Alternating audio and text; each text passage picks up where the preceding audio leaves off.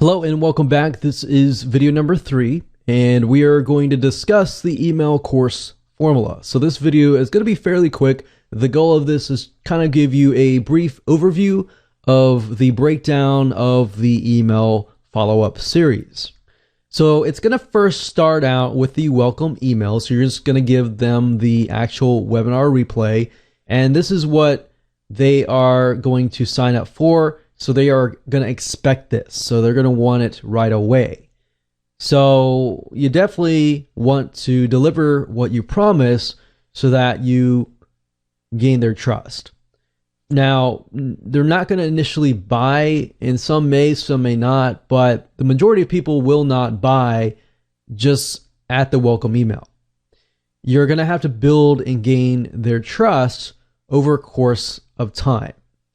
Now, this is where the benefit angle 1, benefit angle 2, and of course there are other benefit angles as well. So we're going to talk more about that later, but it doesn't really have to be 2 angles only. It can be 3, it can be 4, and it can even be 5 if you want to kind of prolong it and just give people a good insight, good education, and good value up front.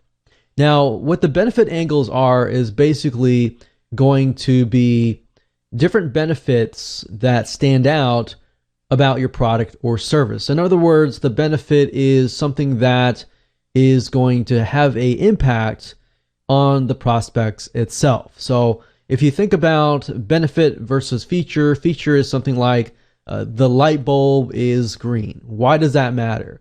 Well, the light bulb is green. Let's say hypothetically, just make something up, but the light bulb is green because it allows you to, it doesn't hurt your eyes, it allows you to work faster or something.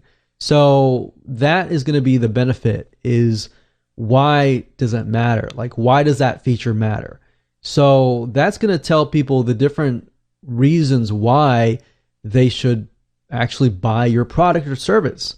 So that's what the benefit angle is, and we'll talk about different angles that you can take that we have found to actually work.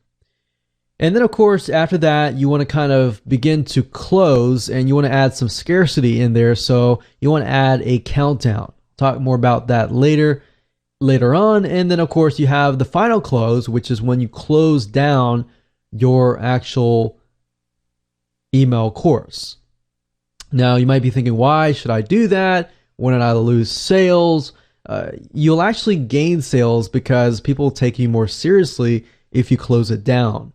And we'll talk more about like how you can go about doing that, what softwares you can use to actually kind of create a user experience so that it actually closes down.